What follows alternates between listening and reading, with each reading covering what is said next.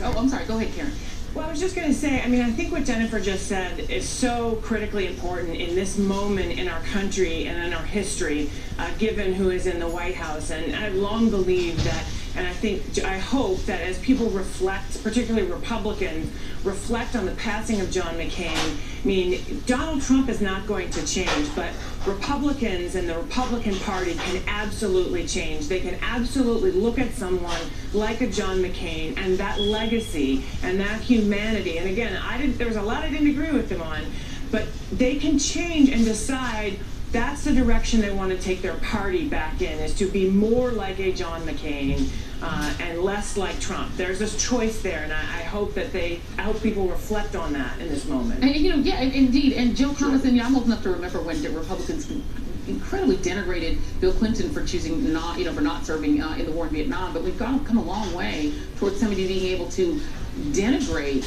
say that John McCain is not a war hero, and still get the acclamation and acclaim of the Republican Party. That's a pretty big art. Yes, that's a shameful thing, Joy. I just want to wholeheartedly endorse what Jennifer Rubin said. I thought that was very moving. And I want to add one thing that's very important about McCain in the same vein.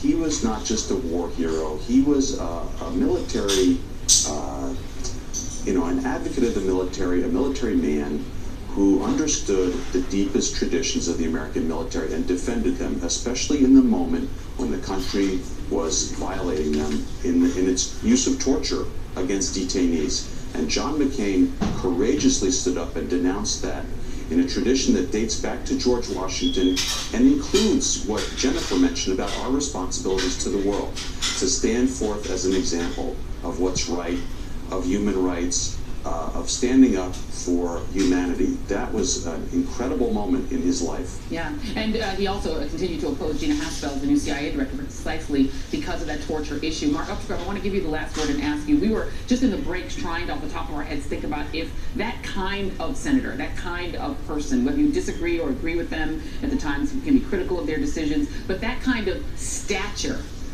in terms of the United States senator, is that style of politician going away? Do we still have that in American politics? Well, I hope not, is the answer. We may have a new crop of politicians come into Washington who change things. Right now, it looks like it's fading. When you ask John McCain what his legacy should be, he repeatedly said he served his country. He did, and we are the better for it. And part of serving his country was never letting party or self go above country. He always put his country first. That is a noble legacy. EJ and Jennifer are sticking around. Joe Conason, Karen Finney, Mark Updegrove, thank you all very much. Really appreciate your time this morning. Thank you. Thank you. More in after the break.